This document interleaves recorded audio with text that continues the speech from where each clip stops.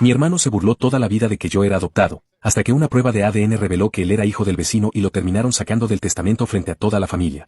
Mi hermano mayor me molestó toda la vida diciendo que yo era adoptado. No lo decía con humor, ni como una broma entre hermanos. Lo decía con crueldad. Lo usaba para hacerme sentir menos, para dejarme claro que, según él, yo nunca encajé del todo en la familia. Yo crecí con esa duda en la cabeza. No importaba cuántas veces mis padres me decían que era suyo, que me habían tenido con amor, siempre había algo en su tono que me dejaba incómodo. No sabía si era mi inseguridad, o si en el fondo también ellos lo dudaban. Mi hermano, al que llamaré Pablo, era de esos tipos que siempre parecían tenerlo todo. El preferido. El carismático. El que sacaba buenas notas sin estudiar. Alto, rubio, ojos claros, toda la pinta de galán de novela. Y yo, pues no tanto. Moreno, más bajito, más callado. Desde la secundaria, cuando alguien mencionaba que no nos parecíamos, Pablo se burlaba con su típica frase, claro que no. Él vino en una caja de Amazon. Mis padres reían nerviosos. Y yo, por dentro, me rompía un poquito cada vez. No lo odiaba. Lo admiraba. Pero me cansó. Me cansó crecer sintiéndome fuera de lugar. Así que cuando cumplí 28 años, decidí hacerme una prueba de ADN. No para buscar drama, no para demostrar nada a nadie. Solo para tener paz mental. La pedí en línea. Me llegó a los pocos días. Envié mi muestra. Y esperé. Cuando llegaron los resultados, lo primero que hice fue revisar el porcentaje de coincidencia con mis padres. Ahí estaba. 99.9% con mi madre. 99.9% con mi padre. Biológicamente, no había duda. Yo era hijo de ellos. Punto. Suspiré aliviado. Pero también sentí rabia. Porque había crecido creyendo una mentira. Y lo peor, una mentira alimentada por alguien que se suponía que debía ser mi hermano. No dije nada por semanas. Guardé los resultados. No quería empezar un escándalo. Pensé que tal vez era mejor dejarlo pasar. Hasta que un día, en medio de una comida familiar, alguien hizo el comentario de siempre. Que Pablo y yo no nos parecíamos. Que era increíble que fuéramos hermanos. Y él, sin perder el ritmo, soltó su clásico chiste, ya lo hemos dicho 1000 veces, él es adoptado. Pero lo queremos igual, ¿verdad? Y esa vez, algo en mí se rompió. Me levanté, fui por mi mochila y saqué el sobre con la prueba. Lo dejé en la mesa, justo frente a él. Tú siempre estuviste muy interesado en mi origen. Aquí está. Léelo. La sala quedó en silencio. Mi mamá se puso pálida. Mi papá frunció el ceño. Pablo rió nervioso. ¿Qué es esto? ¿Una cartita de amor? No. Es una prueba de ADN. Mía. Comprobando que soy hijo de mamá y papá. ¿Quieres saber algo más interesante? Saqué una segunda hoja. Porque sí, también la hice de él. Le había tomado una muestra sin que se diera cuenta. De un cepillo de dientes que dejó olvidado cuando se quedó a dormir en casa de mis papás. Lo envié al mismo laboratorio, con la excusa de una coincidencia familiar. Y el resultado no fue el mismo. Tú no eres hijo de papá. Pablo se atragantó con su bebida. Mi madre soltó el tenedor. Y mi padre, se quedó helado. ¿Qué estupidez estás diciendo? Le pasé el segundo resultado. Pablo lo leyó. Luego lo leyó otra vez. Y entonces, en vez de gritar o negarlo, se levantó, y salió de la casa sin decir nada. Mi papá agarró el papel, lo miró durante varios segundos. Luego levantó la vista hacia mi mamá. ¿Qué es esto, Laura? Y fue ahí donde todo empezó a desmoronarse. Mi mamá se quedó en silencio durante unos segundos que parecieron una eternidad. Tenía el rostro completamente blanco. No parpadeaba. Mi papá, frente a ella, apretaba los papeles con tanta fuerza que los nudillos se le pusieron rojos. Laura, repitió. ¿Qué es esto? Ella bajó la mirada y, por primera vez en toda mi vida, la vi temblar. Yo, balbuceó. No sé cómo pasó. Fue hace mucho. Antes de casarnos. Fue un error. Mi papá no dijo nada. Solo se levantó de la mesa y se fue a su estudio, cerrando la puerta sin dar un portazo, pero con suficiente fuerza como para dejar claro que el golpe había sido interno. Yo me quedé sentado con las pruebas en la mano, mi estómago revuelto. Mi mamá me miró como si no supiera quién era. ¿Por qué hiciste esto? No pude evitar reír, amargo. ¿Por qué? ¿En serio me preguntas eso? Pasé media vida escuchando que era adoptado, que no pertenecía, que no era parte de esta familia. Lo único que hice fue comprobar que si soy parte de ella. El que no lo es él. Y ahí fue cuando, por primera vez en 30 años, vi a mi madre romperse. No a llorar discretamente, no a disimular. Romperse. Se cubrió la cara con las manos y comenzó a llorar de una forma tan intensa, tan desbordada, que me sentí mal por haberlo sacado todo así. Pero ya era demasiado tarde para volver atrás. Después de ese día, nadie volvió a hablar del tema por semanas. Pablo no contestaba mensajes. Mis padres se mantenían en automático. El ambiente familiar, que ya estaba cargado por años de tensiones silenciosas, ahora era un campo minado. Hasta que llegó el cumpleaños de mi abuela. Cada año, mi abuela materna organizaba una comida familiar en su casa, y era uno de los pocos momentos donde todos, incluso primos que vivían en otros estados, se reunían. Este año, a pesar de todo, decidió hacerlo igual. Yo dudé en ir, pero finalmente fui. Pensé que si no lo hacía, solo le estaría dando más poder al drama. Cuando llegué, Pablo ya estaba ahí. No me miró. Fingió estar hablando con un primo, pero pude ver que se tensó apenas me vio entrar. El resto de la familia actuó como si nada hubiera pasado. La hipocresía flotaba en el aire como perfume barato. Hasta que, sin esperarlo, mi papá se puso de pie en medio de la comida. tengo algo que decir. Y quiero que todos lo escuchen. Se hizo un silencio incómodo. Mi abuela intentó calmarlo, pensando que era uno de esos momentos en que alguien dice algo inapropiado y luego se ríe. Pero él no sonreía. Sacó una carpeta de su mochila. La puso sobre la mesa. Esto, dijo, es una copia actualizada de mi testamento. Pablo tragó saliva. Todos lo miramos. He decidido hacer cambios. Porque después de lo que descubrimos, no puedo seguir pretendiendo que todo está bien. No voy a premiar mentiras con herencia. Mi patrimonio será dividido entre quienes han sido honestos conmigo. Mi mamá bajó la mirada. Pablo se levantó de golpe, como si le hubieran pegado. Su voz temblaba. ¿Estás diciendo que me vas a desheredar por algo que yo ni sabía? Mi papá lo miró con una frialdad que nunca le había visto. Estoy diciendo que no eres mi hijo. Y que durante años trataste al que sí lo es como si no valiera nada. Así que sí, eso es exactamente lo que estoy diciendo. Pablo abrió la boca para responder, pero mi abuela lo interrumpió. Siéntate, Pablo. Por favor. Y en ese instante, la dinámica familiar entera cambió. Lo que siempre había sido implícito, ahora estaba dicho. Lo que todos evitaban, ahora era oficial. Pablo ya no era el favorito. Ya no era el intocable.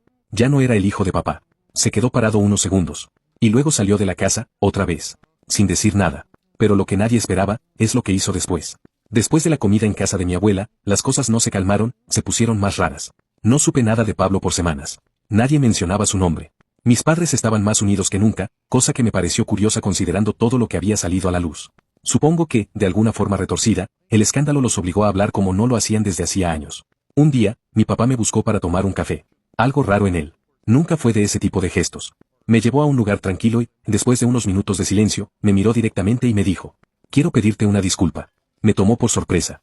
Era un hombre orgulloso, tradicional, de esos que piensan que pedir perdón es una debilidad. Perdón por no haber visto antes lo que estaba pasando, continuó. Perdón por no haberte defendido como debía. Por dejar que crecieras sintiéndote fuera de lugar en tu propia casa. Me quedé sin palabras. No sabía. Y cuando lo supe, dolió más de lo que imaginé. Pero también me hizo darme cuenta de muchas cosas. Tú siempre estuviste ahí. Siempre fuiste noble. Siempre fuiste mi hijo, y yo tardé demasiado en tratarte como tal. Le agradecí, claro. Y también le dije que yo no buscaba venganza ni que sacaran a Pablo de nada. Solo quería que dejaran de tratarme como si fuera un agregado.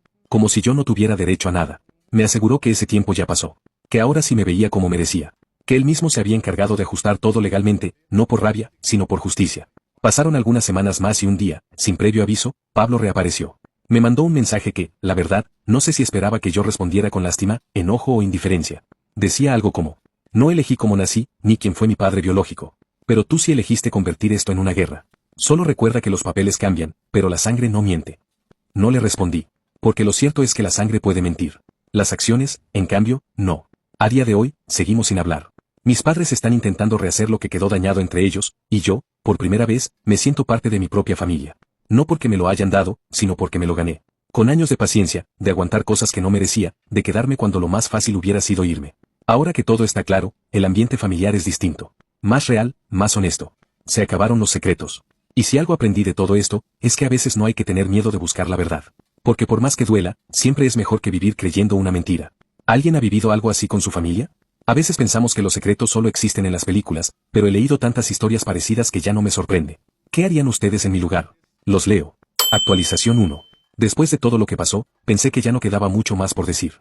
Pablo fuera del testamento, mi lugar en la familia finalmente reconocido, las piezas empezando a reacomodarse. Pero como suele pasar en estas historias, cuando crees que el drama terminó, siempre hay una escena más. Ha pasado un tiempo desde que compartí esto. Meses, de hecho. La familia se mantuvo tranquila durante un buen periodo.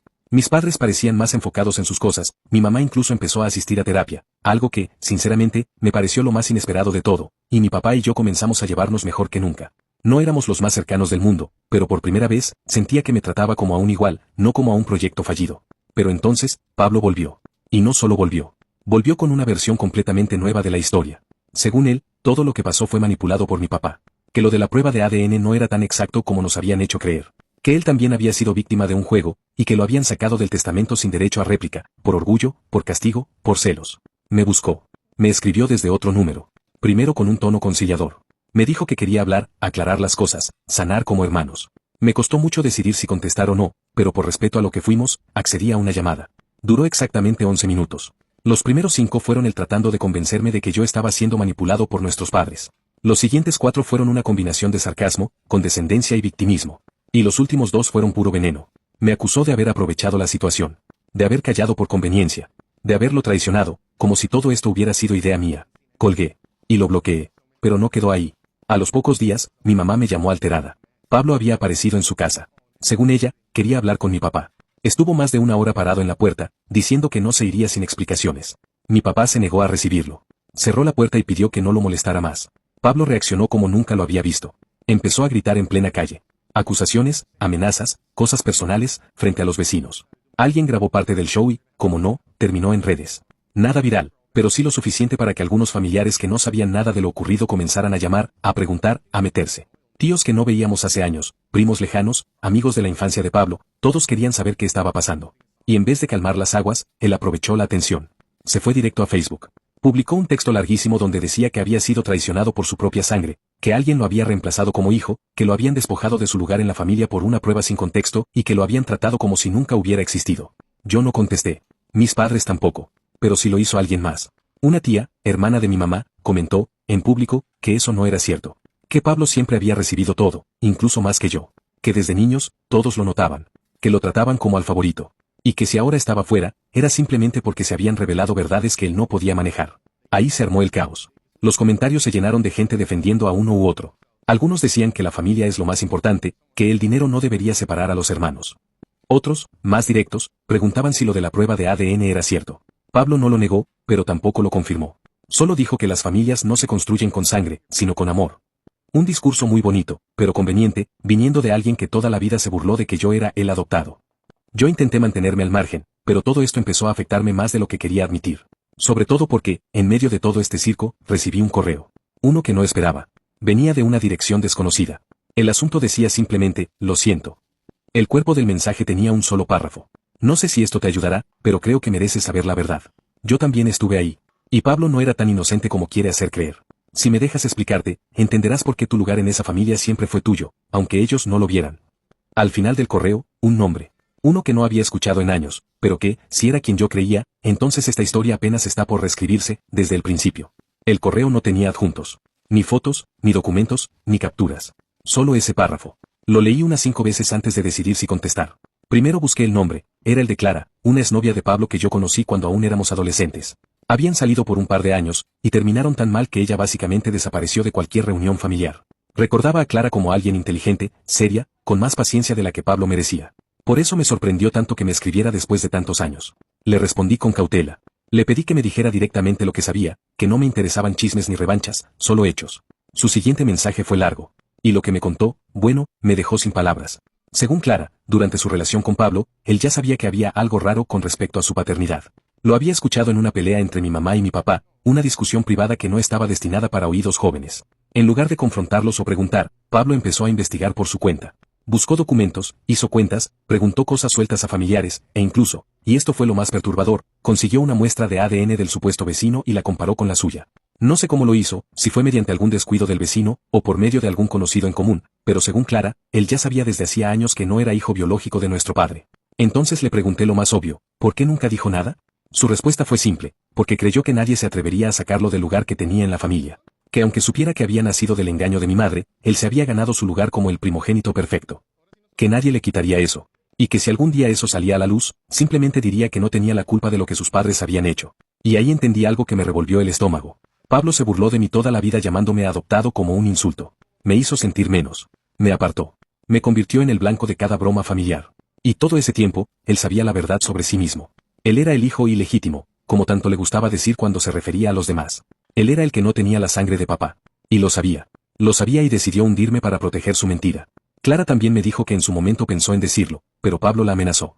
Le dijo que si decía algo, él la iba a hacer ver como una resentida. Que tenía amigos, contactos, que nadie le creería a ella. Con esa información, mi cabeza fue un remolino por días. Quería gritarlo, quería enfrentar a Pablo, a mi mamá, al mundo. Pero al mismo tiempo, sentía que ya nada cambiaría. El daño estaba hecho. Le conté a mi papá.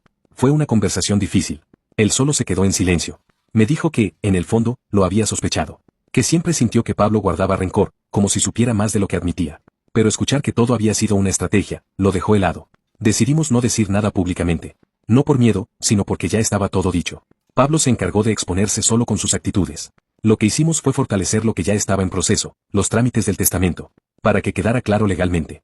Para que no hubiera vueltas, ni posibilidades de reclamaciones futuras. Y sí, para proteger lo que con tanto esfuerzo mi papá había construido. Durante ese tiempo, los ataques en redes de parte de Pablo pararon. Supimos por un primo que se había ido de la ciudad, que estaba viviendo con un conocido en otro estado. Aparentemente sin trabajo estable. Solo moviéndose con la poca dignidad que le quedaba y el rencor como combustible. Y aunque suene cruel, yo no sentí nada. Culpa no. Tristeza tampoco. Alivio, quizás. Porque a veces, cuando alguien te hace tanto daño durante tanto tiempo, lo único que puedes sentir cuando desaparece de tu vida es silencio. Un silencio que se siente como descanso. Ahora, cada que hay una reunión familiar, la atmósfera es distinta. No perfecta, pero distinta. Ya no tengo que soportar las bromas, ni caminar sobre vidrios para evitar peleas. Mis padres, aunque aún cargan con sus errores, están haciendo su parte. Mi papá y yo conversamos de temas que nunca imaginé. Y mi mamá, bueno, aún estamos trabajando en reconstruir algo. No es fácil, pero al menos ahora hay intención. Y sí, a veces me encuentro con recuerdos de infancia que ya no tienen el mismo sabor. Que duelen, porque ahora sé que mucho fue una fachada. Pero al menos tengo paz. Y la certeza de que ya no estoy solo en esta familia. De que valgo por lo que soy, no por una mentira que otro se esforzó en ocultar. Gracias a todos los que han estado siguiendo esta historia. Me interesa saber, ¿desde qué país la están leyendo? Me encantaría saber hasta dónde ha llegado esto. Los leo. Actualización 2. Han pasado algunas semanas desde que escribí por última vez. Pensé que con el testamento modificado y Pablo fuera del mapa, todo se calmaría. Que después del caos, vendría la tranquilidad. Pero no fue así. Cuando crees que ya viste lo peor de alguien, siempre te pueden sorprender. Y Pablo lo hizo de nuevo. Después de todo lo que pasó, las burlas, la prueba de ADN, la exclusión del testamento, pensé que él se iría a lamer sus heridas a algún lugar lejano. Pero en lugar de eso, empezó a moverse en la sombra. No fue a redes esta vez. Fue más bajo. Más personal. Una tía me llamó un martes por la tarde. La voz temblorosa. ¿Te enteraste?, me preguntó. Le dije que no. Entonces soltó. Pablo estaba yendo uno por uno con ciertos familiares, a decir que mi papá había falsificado los papeles del testamento para desheredarlo. Sí. Según él, papá lo sacó por pura venganza. Que nunca fue una decisión legal. Que todo fue un plan mío para quedarme con todo. Y lo más increíble, algunos le creyeron. Tíos que ni sabían cómo funcionaba un testamento legal empezaron a opinar. Primos que ni estuvieron en la lectura comenzaron a publicar indirectas en redes. La familia no se divide por herencias, se destruye por la ambición. Ese tipo de frases. Típico. Al principio me reí. Pero luego entendí que esto no era solo una pataleta más. Pablo estaba jugando con algo delicado, la reputación de mi papá. Y si dejábamos que esa narrativa se expandiera, la mancha podía quedarse. Entonces tomamos una decisión que nunca pensé que tomaríamos. Publicamos el documento. Sí, el testamento. La copia legal, firmada, notariada. Obviamente sin cifras ni detalles íntimos, pero lo suficiente para que quedara claro que fue decisión de mi papá. Y que fue hecha con todas las de la ley. Mi papá escribió un texto corto, pero directo. Dijo que lamentaba que ciertas personas no supieran asumir las consecuencias de sus acciones. Que él no necesitaba justificar su legado, pero que lo hacía por respeto a los que sí habían estado con él siempre. Que un apellido no hace a una familia. Los actos, sí. Fue un balde de agua fría. El silencio fue inmediato. Muchos de los que estaban tirando indirectas borraron publicaciones. Otros nos escribieron en privado, diciendo que nunca quisieron ofender, que no sabían toda la historia. Pero Pablo no se quedó callado. Unos días después, mi hermana menor me mandó una foto que le había llegado por un amigo en común. Era una especie de volante impreso. Sí, un maldito volante. Con mi cara. Y un texto que decía: cuidado con este hombre. Le roba la herencia a su hermano y miente sobre su propia adopción. Lo estaban dejando en los parabrisas de autos en el centro comercial donde yo trabajo. En la zona donde vivo. En cafeterías. Hasta en la iglesia donde va mi mamá. No era solo infantil. Era enfermizo. Fui a la policía. Puse una denuncia por difamación. Teníamos fotos, testigos, y aunque sabía que el proceso sería lento, al menos lo oficializamos. Pero ahí no terminó todo. Una mañana, mientras desayunaba, tocaron a la puerta. Era un mensajero. Entregó un sobre amarillo, sin remitente. Dentro, una carta escrita a mano. La letra de Pablo. No la esperaba. No pensé que tuviera el descaro. Pero ahí estaba. La carta empezaba con una frase que me hizo reír de lo absurdo. A veces uno tiene que perderlo todo para ver quién es en realidad. Decía que no se arrepentía de nada, porque todo lo hizo por amor a su familia. Que si había atacado, era porque había sido herido primero. Que la traición no vino de él, sino de nosotros.